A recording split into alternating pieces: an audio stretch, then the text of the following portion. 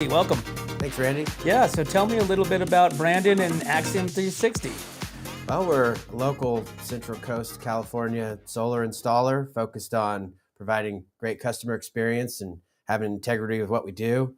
When I, when Cool. I when I moved here, I definitely noticed a need for a quality contractor who shows up and does what they say they're going to do, and so that's what we do. We just try to make sure that we take care of people as if they were family or friend. And so, Brandon, how long have you been in solar? 15 years. Oh, wow. Yeah. Okay. And so you've probably seen solar make a dramatic change from when it first started kind of coming to the scene to now, right? Oh yeah, for sure. When I first started installing solar panels, it was overly complicated, and the panels were rated at 165, 170 watts a piece, and now we're putting up panels that are over 400 watts a piece. Wow. Yeah, it's pretty cool. So I'm not real familiar with solar. I mean, obviously I know what it is, but tell me a little bit about when you're saying the watts, and I mean, tell me a little bit about that. Familiarize myself. Well, basically, you have a panel that's about 4 foot wide and about 5 foot tall, and it produces power based off the sun hitting it. And there's efficiency ratings and designs and stuff that make each panel produce a certain amount of power. And over the years, they've refined that process. And basically, each solar panel makes roughly 400 watts at this point, and it's DC power, kind of like the power that's in the battery of your car, for Okay. example. Okay. And then each panel has an inverter underneath it that converts that power to AC power, which is like what's in your house. So Gotcha. basically, that transition happens on the roof in most cases. And then at that point, it goes back to your main panel and spins your meter backwards. So when you go out to a job walk, I guess that's what you would call checking out a house that wants to switch over to solar. What is some of the things that you look at based on their usage and how many panels that they're going to need? Yeah, it's actually a fairly simple calculation that involves a few things, but basically what we're looking at is the orientation of the roof. Ideally, you want the panels facing south. The production of the panels does change a bit as you go either east or west or something to that effect. We try not to go on the north roof because that obviously isn't kind of pointed towards the sun. Mhm. But basically, as on the south roof, we're looking at how much room they have there, how much room they have on the west roof, and so on. And then we look at the kilowatt hours that they use annually. So we look at the annual consumption, and then from there, we're able to determine how many panels would be needed on whatever roof planes they have to offset the usage of their home with solar. Interesting.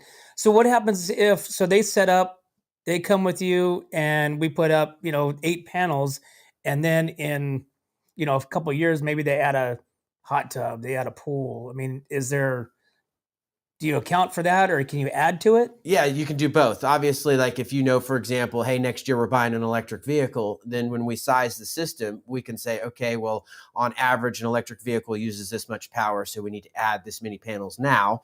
Or, with some of the systems that we use, it's fairly easy to add panels to the system. Gotcha.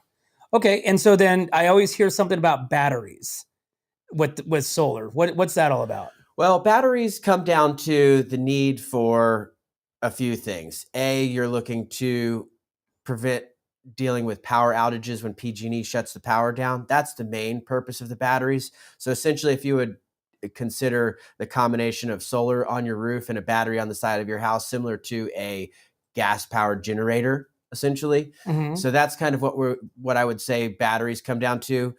With some of the changes coming up in net metering, what people will see is that the systems that they're purchasing at that point will need to have batteries to have that same offset that they have now. Gotcha. So really the battery is if uh overcast, that kind of stuff. Is that the purpose of the battery? Um, Not in most cases. In most cases, it's more of a backup generator when the power goes out. Obviously, you can set a battery to do like a self-consume to where essentially your house is never really pulling power from the utility. It's only using either solar or batteries, and that is an option. And then obviously there's people who buy batteries who are in an off-grid situation where they don't have the utility at all. So they're completely off grid. They're Correct. in the wherever. Pozo, for Right. example, like Pozo, Okay. there's a lot of houses out there that are off grid, stuff like that. Okay.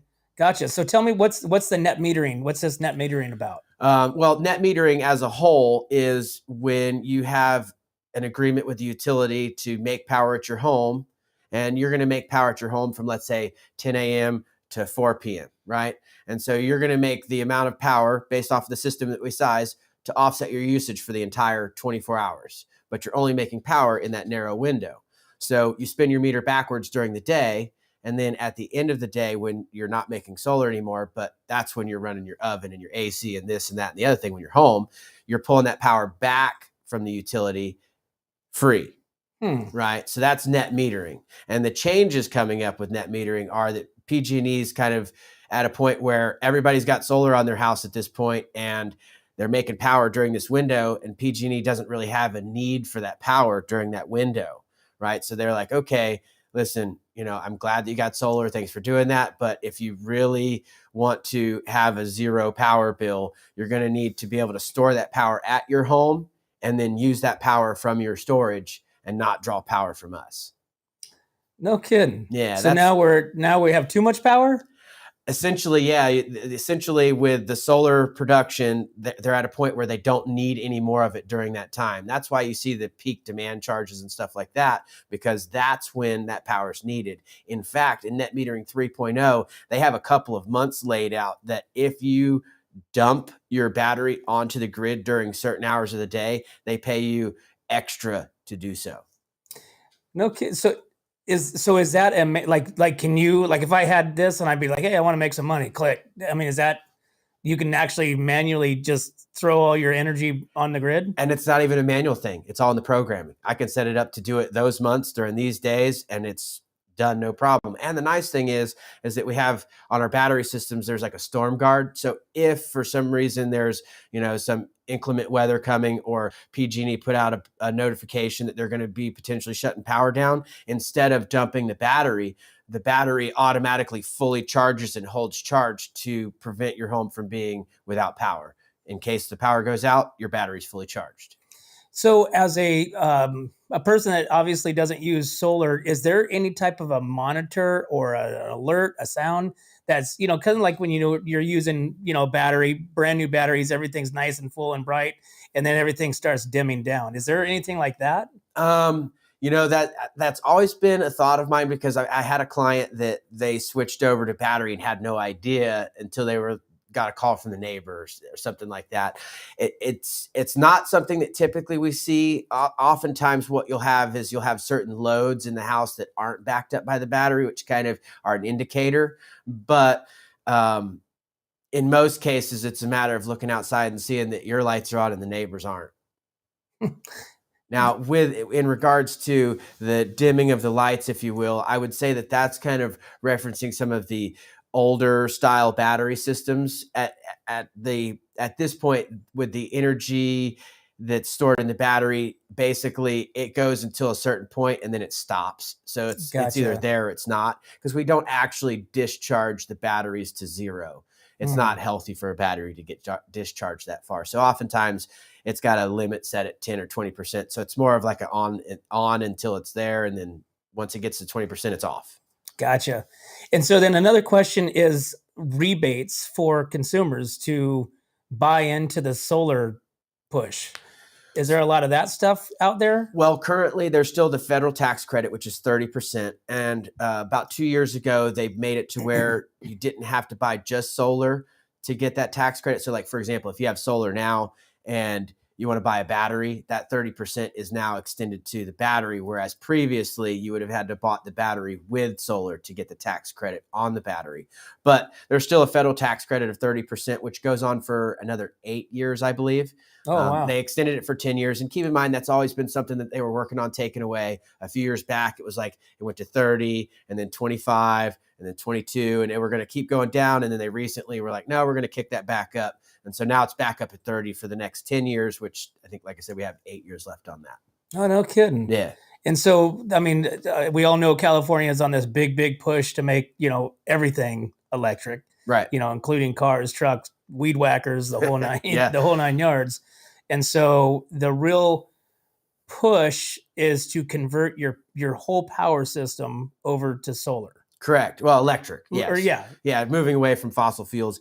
Yeah, there's actually a couple things coming down the pipeline called Electrify America that are going to be interesting things. They're going to be paying to replace electrical panels, rewire houses, change heat pumps, or change gas heaters to heat pumps, gas hot water heaters to electric. And then actually, just to mention something about, there's the S-chip program. It's SGIP.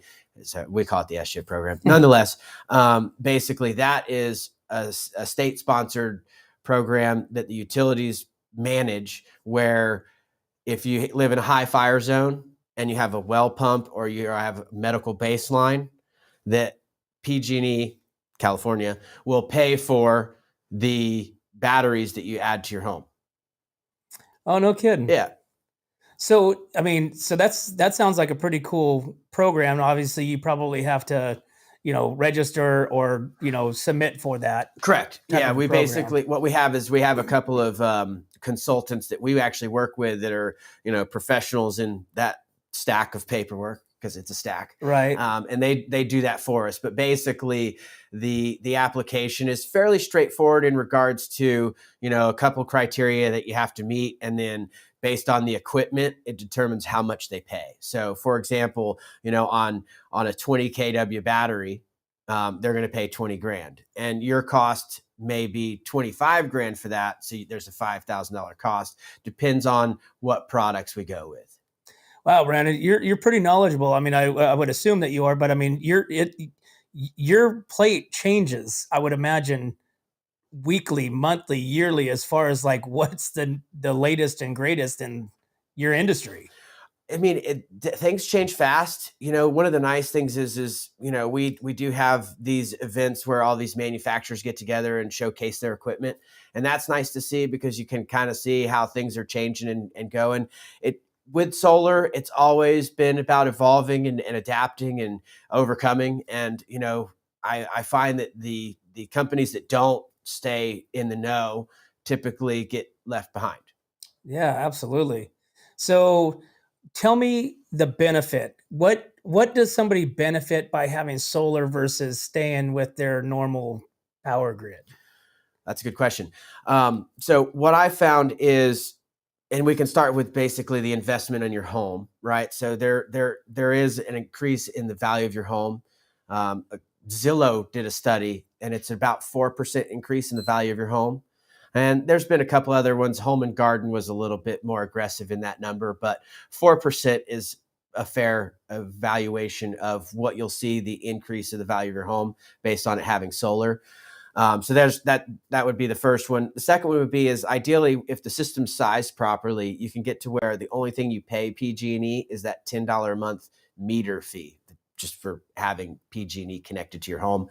And thirdly, at a certain point, you actually have a return on investment. So, for example, you buy the system and you have the 30% tax credit, which significantly reduces your actual investment.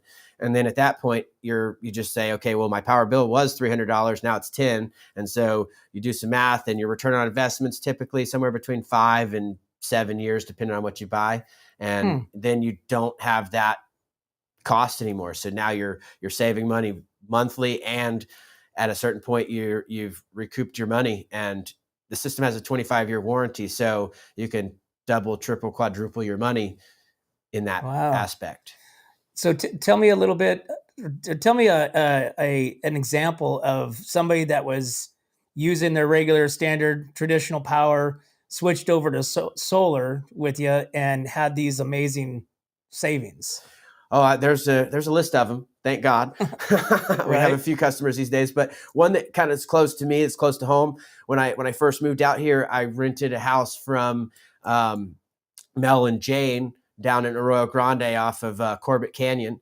And Mel's a teacher at AG High School. And, when I was living there is when I really got this business going here. And Mel always told me, he's like, hey, if you show up and do what you say you're going to do, you're going to do great in business. I'm like, okay, cool. Because I wasn't sure, how the outsider coming in and starting a business in Central Coast was going to do. But, I learned that, showing up and doing what you say you're going to do is a big thing. So eventually they saw the business growing, because at that point I was working out of their home, and there's now like 3 trucks out in front of their house. And they lived on the property as well. There was 3 houses on that property. And one day I came to him and was like, hey, listen, I've got this, going, and I'm looking at the power bills here, and we could put solar here, right here, ground mount right there on the hill, and offset the usage from the well pump meter, my house and your house, and I'll give you a deal on it. And they're very happy. They've got a $10 power bill, and I don't live there anymore, but they have another tenant that's there, and obviously they don't have utility costs, so it helps kind of add to their bottom line there when renting. So I would say that one's one that's close to hitting home, but we've got several clients that could, tell you the same story about. You probably have just stories like that, like crazy there. I mean, especially probably the elderly, huh? Yeah. That are kind of on that tight budget that, that they've, somehow been able to switch over to the solar and, go from 5, 6, 7, because they, you're probably in the house, during the summertime, running the AC all the time, to the heater, all the time in the winter. And so then you take it down to solar, and now you have this $500, $600 bill that's not anywhere close anymore. Yeah, and there was definitely one project that stands out that like really made me smile. There's a doctor that bought some property out there in Pozo, and he built an off-grid place. And he had been running off this little gas generator. So anytime he'd come up from LA, he'd have to run the gas generator to have power for anything. And he met with us, and he talked to us about how he tried to get people to help him out with this off-grid situation, and no one could really help him. And when he came to us, I was like, of course we can. And we ended up putting a big battery bank and a bunch of solar on the roof. And, he's now, he went from the day we installed it having power and being able to run things without running a generator. He's ecstatic. He's one of our biggest fans. Oh, no kidding. Yeah. And off-grid means you're not attached to people. You're like a tent. Yes. But you have your solar and battery, and once all that's gone, it's gone, and you have to wait for it to rejuvenate. That's correct. Yeah. And you can connect a generator in that situation to the components there, and it'll control the generator and tell it to start and charge the battery. So you can do kind of like a pyramid, a 3-prong set up with your electric, so that the generator is your fail safe in that situation. He's not set up that way, but we sized the system and the batteries well enough that he doesn't have that problem. Ironically, he actually invited me out to the property for Christmas, and I went out there and saw him for Christmas. That was a fun. No kidding. Yeah, got there and shoot some guns, stuff like that. Awesome. Yeah. Well, right on, Brandon. Well, thanks again for coming on the show and telling us about your business. And I'd love to go on to like even a job walk with you, and we can follow you through, because solar is one of those things that's very intriguing, sometimes scary, I'd imagine, for some people, and just like, hey, am I making the right decision? Is this going to backfire? We always hear all the stories, but it sounds like you're right on the money as far as knowing what people need and very knowledgeable, and that's probably why your business is starting to thrive. Well, I definitely come from the place of the technical and the installations versus just being some sales guy trying to make money. So that's where I come from. It's, I just try to do the right thing for people and, give them what they ask for. Awesome. Awesome. Well, thanks for coming on the show and telling us. Yeah. Thank you. All right.